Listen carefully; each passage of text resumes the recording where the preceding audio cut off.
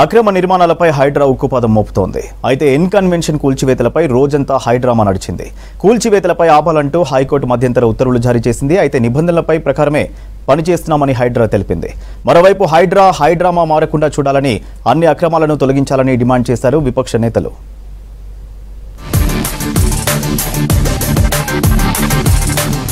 చెరువుల్లో ఆక్రమణల తొలగింపును ముమ్మరం చేసింది హైడ్రా. హైదరాబాద్ మాదాపూర్ ఎన్ కన్వెన్షన్ లో అక్రమ కట్టడాలను కూల్చివేసింది హైడ్రా. దాదాపు 4 గంటలు నాన్ స్టాప్ గా కూల్చివేత పనులు జరిగాయి. మొత్తం 6 భారీ మిషన్లు, జేసీబీలతో అక్రమ నిర్మాణాలను నేలమట్టం చేశారు హైడ్రా అధికారులు, సిబ్బంది. మాదాపూర్లోని తమ్మిడి చెరువు భూమిలో సినీ నటుడు నాగార్జున ఎన్ కన్వెన్షన్ నిర్మించారు. చెరువును ఆక్రమించి ఎన్ కన్వెన్షన్ నిర్మించారనే ఫిర్యాదులతో హైడ్రా చర్యలు తీసుకుంది. 3.5 ఎకరాల చెరువు భూమిని కబ్జా చేసి నాగార్జున కన్వెన్షన్ కట్టినట్టు నిర్ధారణ అయింది. భారీ పోలీస్ బందోబస్తు మధ్య కూల్చివేత పనులు జరిగాయి.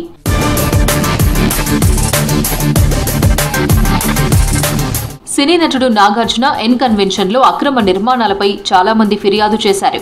రాష్ట్ర మంత్రి కోమటిరెడ్డి ఈ నెల 21న హైడ్రా కమిషనర్ రంగనాథ్ కు కంప్లైంట్ చేశారు. తమ్మిడికుంట చెరువులో ఎఫ్టీఎల్లో ఎన్ కన్వెన్షన్ నిర్మించారని చెప్పారు. శాటిలైట్ ఫోటోలతో సహా అన్ని ఆధారాలను హైడ్రాకు ఇచ్చారు మంత్రి కోమటిరెడ్డి. వివిధ వర్గాల నుంచి ఫిర్యాదులు రావడంతో ఎన్ కన్వెన్షన్ కూల్చివేయించారు Hydraa commissioner Ranganath.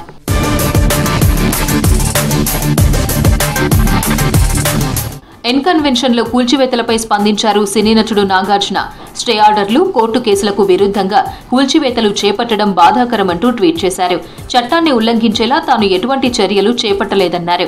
N convention కట్టిన ప్లేస్ పట్టాభూమి అని చెప్పుకొచ్చారు. 1 అంగుళం ట్యాంక్ ప్లాన్ కూడా ఆక్రమణకు గురికాలేదని తెలిపారు. ప్రైవేట్ స్థలంలో నిర్మించిన బిల్డింగ్ అని చెప్పారు నాగార్జున.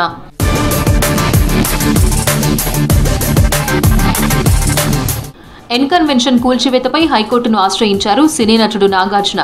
కోర్టు స్టేను బేఖాతరు చేస్తూ నోటీసులు ఇవ్వకుండా కూల్చివేశారని చెప్పారు. నాగార్జున దాఖలు చేసిన హౌస్ మోషన్ పిటిషన్పై జస్టిస్ వినోద్ కుమార్ విచారణ జరిపారు. కూల్చివేతలు ఆపాలని మధ్యంతర ఉత్తర్వులు జారీ చేశారు.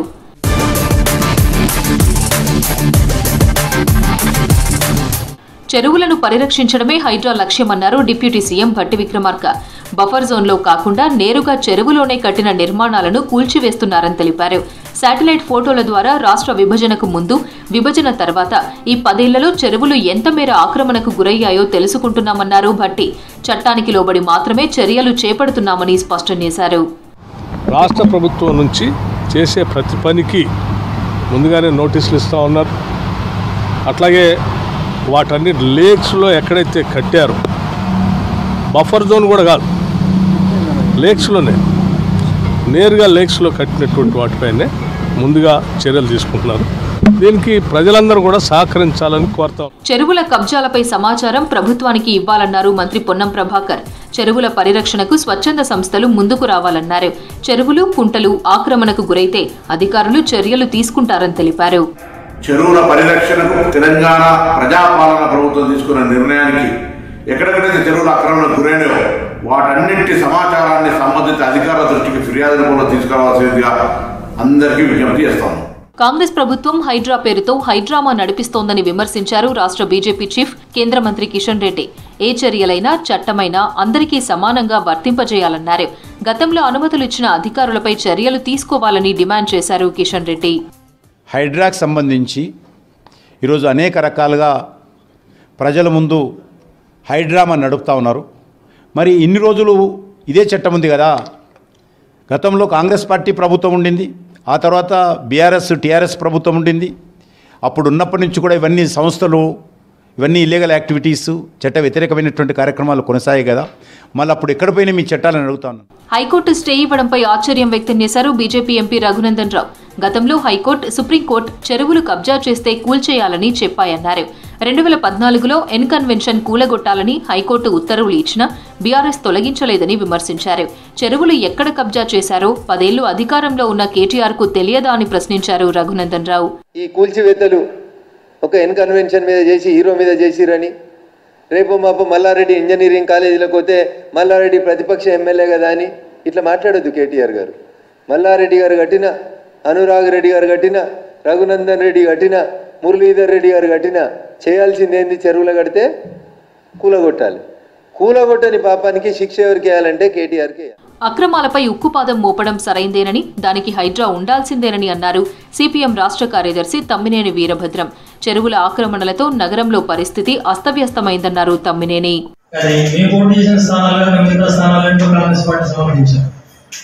ఇప్పుడు కూడా కాంగ్రెస్ పార్టీ వాళ్ళు పర్యటన పోయినా సరే సిపిఎం వాటిని అరెస్ట్ చేయడానికి కోరుకుంటున్నాను.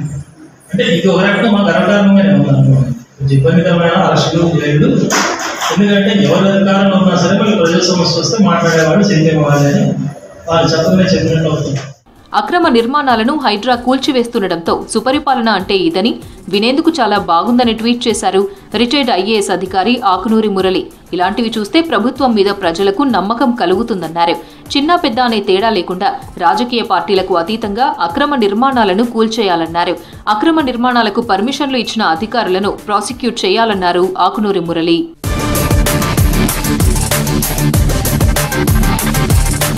చెరువుల్లో ఆక్రమణల తొలగింపుపై హైడ్రా ప్రెస్ నోట్ రిలీజ్ చేసింది.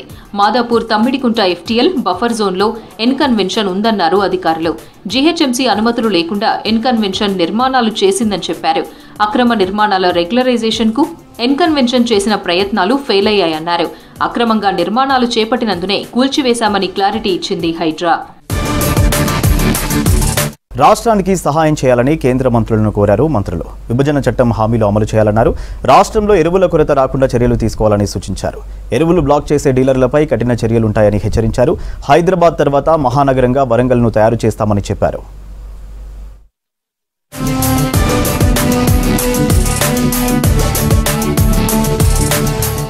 సీఎం రేవంత్ రెడ్డి ఢిల్లీ పర్యటన ముగించుకుని హైదరాబాద్ చేరుకున్నారు. 2 రోజుల టూర్లో కేంద్ర మంత్రులతో భేటీ అయ్యారు. పీసీసీ చీఫ్ ఎంపిక, కేబినెట్ విస్తరణ, నామినేటెడ్ పోస్టుల భర్తీపై కాంగ్రెస్ హైకమాండ్తో చర్చించారు. టీ5కు 1700 కోట్లు ఇవ్వాలని కేంద్ర మంత్రి జ్యోతిరాదిత్య సింధియాను కోరారు సీఎం. స్పోర్ట్స్ ఇండియాకు ఆర్థిక సహాయం చేయాలని, ఖేల్ ఇండియా నిధులు పెంచాలని కేంద్ర మంత్రి మాండవియాకు రిక్వెస్ట్ చేశారు.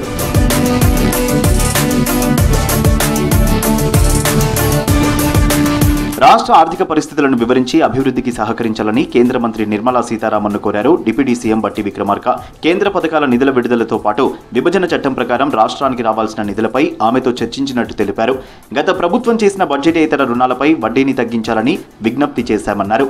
విద్యుత్పై ఏపీ నుంచి తెలంగాణకు రావాల్సిన నిధులు ఇప్పించాలని కోరామని తెలిపారు బట్టి. రాష్ట్రంలో ఉన్నటువంటి అనేక ఆర్థిక పరమైనటువంటి అంశాల గురించి వారికి వివరించి కేంద్ర ప్రభుత్వం నుంచి రాష్ట్రానికి రావాల్సినటువంటి నిధులు కానీ లేకపోతే ఇతరత్ర సహాయ సహకారాలు రావాల్సినవి అందించాలని వారిని ప్రత్యేకంగా రాతపూర్వకంగా విజ్ఞప్తి చేయడం జరిగింది. ఢిల్లీలో పర్యటించారు రాష్ట్ర పర్యాటక శాఖ మంత్రి జూపల్లి కృష్ణారావు. ముందుగా ఏఐసీసీ అధ్యక్షుడు మల్లికార్జున ఖర్గేను కలిసి పార్టీ విషయాలపై చర్చించారు. ఆ తర్వాత ఏఐసీసీ ప్రధాన కార్యదర్శి వేణుగోపాల్ను మర్యాదపూర్వకంగా కలిశారు. తెలంగాణలో పర్యాటక రంగ అభివృద్ధికి సహకారం అందించాలని కేంద్ర పర్యాటక శాఖ మంత్రి గజేంద్ర సింగ్ షెకావత్ను కోరారు. కృష్ణానదిపై తెలంగాణలోని సోమశిల, ఆంధ్రప్రదేశ్లోని సంగమేశ్వర మధ్య double decker cable iconic bridge పనులు స్పీడ్గా జరిగేలా చూడాలని కేంద్ర మంత్రి గడ్కరీకి విజ్ఞప్తి చేశారు మంత్రి జూపల్లి. ఉమ్మడి మహబూబ్ నగర్లోని వివిధ జాతీయ రహదారుల గురించి చర్చించారు. తన ప్రతిపాదనలపై గడ్కరీ సానుకూలంగా స్పందించినట్టు తెలిపారు మంత్రి జూపల్లి. సెప్టెంబర్ నెలాఖరులోగా ఐకానిక్ వంతెన టెండర్లు ప్రారంభమయ్యేలా చర్యలు తీసుకుంటామని హామీ ఇచ్చినట్లు చెప్పారు. ప్రధానంగా ఏదైతే ఐకానిక్ బ్రిడ్జ్ సోమశిల సిద్ధేశ్వరం దగ్గర కొల్లాపూర్ నియోజకవర్గంలో నార్కల్ జిల్లాలో ఈ బ్రిడ్జి గడచిన 1.5-2 సంవత్సరాల క్రితం మంజూరు చేయడం జరిగింది. అయితే వివిధ కారణాల వల్ల ఇప్పటికి కూడా అది ముందుకు వెళ్ళలేదు. ఇప్పుడే సెంట్రల్ మినిస్టర్ గారితో కలవడం జరిగింది. వారితో మాట్లాడిన తర్వాత ఈ బ్రిడ్జ్ అనేది చాలా అవసరము, దీని ద్వారా టూరిజం డెవలప్ అవుతుంది. హైదరాబాద్ తర్వాత వరంగల్ను మరో మహానగరంగా తీర్చిదిద్దేందుకు మాస్టర్ ప్లాన్ సిద్ధం చేయాలని అధికారులను ఆదేశించారు మంత్రి పొంగులేటి శ్రీనివాసరెడ్డి. సెక్రటేరియట్లో వరంగల్ సమగ్రాభివృద్ధిపై సమీక్ష నిర్వహించారు. ఇప్పటివరకు కన్సల్టెంట్లు తయారు చేసిన మాస్టర్ ప్లాన్ను పరిశీలించి సూచనలు చేశారు. 2041 మాస్టర్ ప్లాన్ను 2050 నాటి జనాభాను దృష్టిలో ఉంచుకుని వరంగల్లో అభివృద్ధి పనులు చేయడానికి ప్రతిపాదనలు రూపొందించాలని సూచించారు. ఇందుకు అవసరమైన భూసేకరణ చేపట్టాలన్నారు.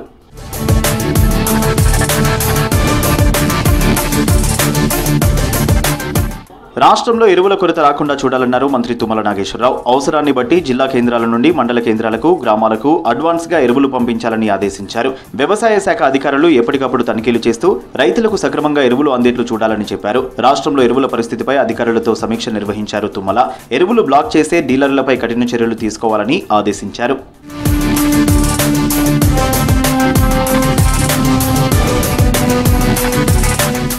మహాలక్ష్మి పథకం ద్వారా ఆర్టీసీ సంస్థకు అదృష్టం కలిసి వచ్చిందన్నారు మంత్రి పొన్నం ప్రభాకర్. కొత్త బస్సుల కొనుగోలు, 3035 ఉద్యోగాలు భర్తీ చేస్తామని చెప్పారు. హైదరాబాద్ ఆర్టీసీ కళాభవన్ లో ఆర్టీసీ ఉత్తమ ఉద్యోగులకు ప్రగతి చక్ర పురస్కారాల ప్రధానోత్సవానికి ముఖ్య అతిథిగా హాజరయ్యారు మంత్రి పొన్నం ప్రభాకర్.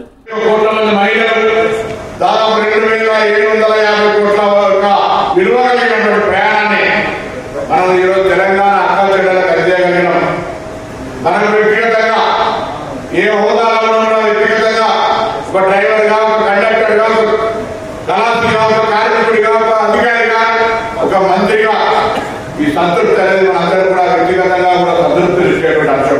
ప్రకృతి విపత్తుతో తీవ్రంగా నష్టపోయిన కేరళలోని వయనాడులో పర్యటించారు మంత్రి సీతక్క. మృతుల కుటుంబ సభ్యులను ఓదార్చారు. బాధితుల కోసం తాను సేకరించిన 20 లక్షల రూపాయల చెక్ను స్థానిక ఎమ్మెల్యేకు అందించారు. అలాగే బాధితులకు దుస్తులు, నిత్యావసర వస్తువులు పంపిణీ చేశారు సీతక్క. ఫ్రీ బస్ జర్నీపై చేసిన వ్యాఖ్యలపై మహిళా కమిషన్ ముందు విచారణకు హాజరై క్షమాపణ చెప్పారు మాజీ మంత్రి కేటీఆర్. బీఆర్ఎస్ మహిళా నేతలతో కలిసి బుద్ధభవన్కు వెళ్లారు కేటీఆర్. ఈ సందర్భంగా బీఆర్ఎస్, కాంగ్రెస్ మహిళా నేతల మధ్య ఘర్షణ ఏర్పడింది. కేటీఆర్ సారీ చెప్పాలని కాంగ్రెస్ మహిళా నేతలు రోడ్డుపై బైఠాయించారు. కాంగ్రెస్ మహిళా నేతలు తమపై దాడి చేశారని ఆరోపించారు బీఆర్ఎస్ శ్రేణులు. మరోవైపు బఫర్ జోన్లో యూనివర్సిటీ నిర్మించడంపై ఎమ్మెల్యే పల్లా రాజేశ్వరరెడ్డిపై కేసు నమోదైంది.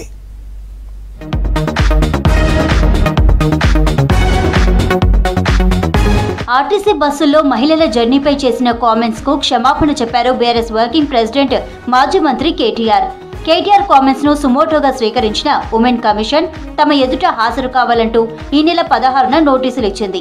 కమిషన్ విచారణకు హాజరైన కేటీఆర్ తన వ్యాఖ్యలపై వివరణ ఇచ్చారు. యథాఫలంగా మాట్లాడిన మాటల పట్ల విచారం వ్యక్తం చేశానని, ఇదే విషయంపై మహిళా కమిషన్ ముందు క్షమాపణ చెప్పానని వివరించారు కేటీఆర్. చట్టాన్ని గౌరవించే ఒక వ్యక్తిగా, మహిళల పట్ల గౌరవం ఉన్న వ్యక్తిగా నేను పొరపాటున ఒక మాట ఏదైతే దొరలేనో ఆ విషయంలో ఎవరికి మనస్తాపం కలిగినా విచారం వ్యక్తం చేస్తున్నా అని చెప్పి కూడా మళ్ళీ ఒకసారి వారికి చెప్పడం జరిగింది.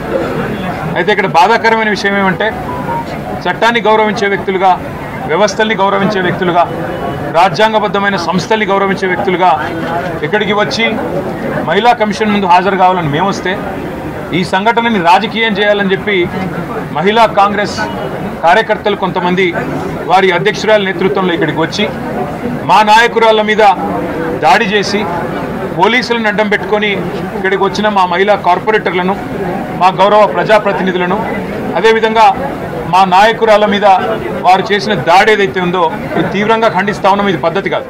కేటీఆర్ మహిళా కమిషన్ కు వస్తున్న సందర్భంగా కాంగ్రెస్, బీఆర్ఎస్ మహిళా నేతలు, కార్యకర్తలు పెద్ద ఎత్తున తరలివచ్చారు. కేటీఆర్ మహిళలకు క్షమాపణ చెప్పాలంటూ నినాదాలు చేశారు మహిళా కాంగ్రెస్ నేతలు. ప్రతిగా బీఆర్ఎస్ కార్యకర్తల నినాదాలతో ఉద్రిక్తత నెలకొంది. భారీగా మోహరించిన పోలీసులు అదుపులోకి తీసుకుని స్టేషన్ కు తరలించారు. మహిళా కమిషన్ పిలుపును గౌరవించి తాము విచారణకు వచ్చామని, తమపై కాంగ్రెస్ నేతలు దాడి చేశారని ఆరోపించారు బీఆర్ఎస్ మహిళా నేతలు. మహిళల పట్ల ఏది జరిగినా కమిషన్ సుమోటోగా తీసుకొని విచారణ చేయాలన్నారు. కేటీఆర్ తాను చేసిన వ్యాఖ్యలకు క్షమాపణలు చెప్పారని తెలిపారు. అభినందనీయం. అట్లాగే నిన్నగాక మొన్న 2 రోజుల కిందట గౌరవ ముఖ్యమంత్రి గారి సొంత గ్రామంలో కవరేజ్కి వెళ్ళిన మహిళా జర్నలిస్టుల మీద కూడా ఏ విధంగా దాడి జరిగింది, మాటల దాడి కాదు భౌతిక దాడి జరిగింది. కాబట్టి ఇమీడియట్గా స్పందించి దాని మీద కూడా యాక్షన్ తీసుకోవాలని మహిళా కమిషన్ గారిని కోరుతాం. మేమందరం కూడా విజ్ఞప్తి చేసిందంటే మహిళా కమిషన్ ఏదైతే కేటీఆర్ గారి మీద తీసుకోవడం జరిగిందో సుమోటోగా కేసు, రాష్ట్రంలో ఇంకా అనేక సమస్యల పైన మహిళలు ఎదుర్కొంటున్నటువంటి, మరి అదే విధంగా ఇతరులు మాట్లాడినటువంటి సందర్భంలో మహిళలు అవగౌరవించదంగా ఉన్నటువంటి విషయాల్లో మీరు సుమోటోగా తీసుకోండి, వాళ్ళందరూ కూడా అక్కడ పిలిపించి మహిళలకు రక్షణగా నిలబడండి అని చెప్పడం జరిగింది. మరి నిజంగా కూడా మహిళల్ని గౌరవించేటువంటి కాంగ్రెస్ ప్రభుత్వం చెప్తున్నటువంటి పోకడాలకు పోకుండా ఈరోజు మహిళా కమిషన్గా ఉన్నటువంటి నేరల శారద కూడా మరి క్యాబినెట్ ర్యాంక్ ఇవ్వాలని చెప్పేసి కూడా మేము డిమాండ్ చేస్తా ఉన్నాం. జనగామ బీఆర్ఎస్ ఎమ్మెల్యే పల్లా రాజేశ్వరరెడ్డిపై కేసు నమోదైంది. చెరువుల బఫర్ జోన్లో అనురాగ్ యూనివర్సిటీని నిర్మించారని ఫిర్యాదు చేశారు ఇరిగేషన్ అధికారులు. మేడ్చల్ జిల్లాలోని వెంకటాపురం, నాదం చెరువుల బఫర్ జోన్లలో యూనివర్సిటీని నిర్మించాలని పోచారం ఐటీ కారిడార్ పిఎస్లో కంప్లైంట్ ఇచ్చారు. అధికారుల ఫిర్యాదుతో పల్లా రాజేశ్వర్ రెడ్డిపై కేసు బుక్ చేశారు పోలీసులు. దేశవ్యాప్తంగా సంచలనం సృష్టించిన కోల్కతా వైద్యురాలిపై హత్యాచార ఘటనలో సీబీఐ దర్యాప్తు ముమ్మరం చేసింది. కోర్టు ఆదేశాల మేరకు ఈ కేసు నిందితుడు సంజయ్ రాయ్ సహా మరో 6గురికి పాలిగ్రాఫ్ పరీక్షలు నిర్వహించారు. నిందితుడు సంజయ్ ప్రస్తుతం జ్యుడిషియల్ కస్టడీలో భాగంగా జైల్లో ఉండగా అక్కడే లై డిటెక్టర్ పరీక్షలు చేపట్టారు. ఈ కేసులో ఆర్జీకర్ మెడికల్ కాలేజీ మాజీ ప్రిన్సిపల్ సందీప్ ఘోష్ బాధితురాలపై హత్యాచార ఘటన చోటు చేసుకున్న రోజు డ్యూటీలో ఉన్న మరో 4 వైద్యులు మరో సివిల్ వాలంటీర్కు కూడా పాలిగ్రాఫ్ పరీక్ష నిర్వహించారు.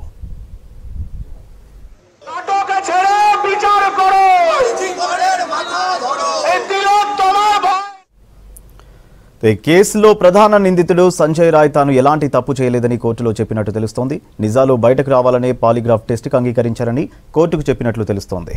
తాను ఏ తప్పు చేయలేదని కావాలని కొందరు కేసులో ఇరికించారని చెప్పినట్టు సమాచారం. దీంతో Kolkata doctor rape and murder case కీలక మలుపు తిరిగింది.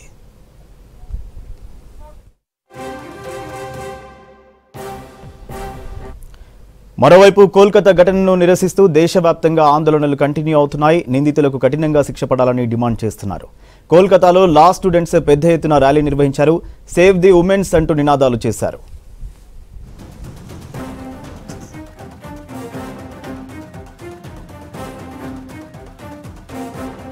ద్రోణి ప్రభావంతో ఉత్తర ఈశాన్యంలో భారీ వర్షాలు కురుస్తున్నాయి. యూపీలో ఎడతెరిపి లేని వర్షాలకు నదులు ఉప్పొంగి ప్రవహిస్తున్నాయి. వరదలకు ఉజ్జయిని ఆలయం మునిగిపోయింది. రాబోయే 3 రోజులు అలర్ట్గా ఉండాలని వెదర్ ఆఫీసర్స్ ప్రకటించారు. ఇక ఇటు త్రిపురలో వరదలకు అనేక మంది నిరాశ్రయులయ్యారు.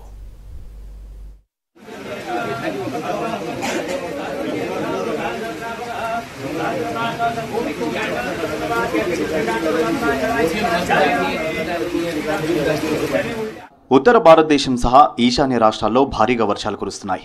ద్రోణి ప్రభావంతో మధ్యప్రదేశ్లో వర్షానికి ఉజ్జయిని ఆలయానికి వరద పోటెత్తింది. పిప్రా నది ఒడ్డున ఉన్న రామ్ ఘాట్లో వరద ఉధృతి పెరగడంతో ఆలయం మునిగిపోయింది. రాయ్ఘాట్ సమీపంలోని అన్ని ఆలయాలు నీట మునిగాయని అధికారులు చెప్పారు. ప్రమాదాల నివారణకు ఘాట్ గేట్లన్నీ మూసేశారు అధికారులు.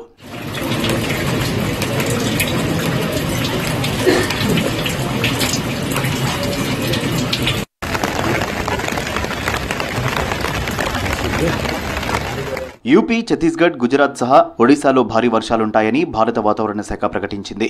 రాబోయే 3-4 రోజులు విస్తారంగా వర్షాలు కురుస్తాయని చెప్పింది. రాయ్గఢ్, రత్నగిరి జిల్లాలో భారీ వర్షాలు కురుస్తాయని తెలిపింది. పాల్ఘర్, తానే, ముంబై, రాయ్గఢ్ జిల్లాలకు ఆరెంజ్ అలర్ట్ జారీ చేసింది. ఇవి బులెటిన్ అప్డేట్.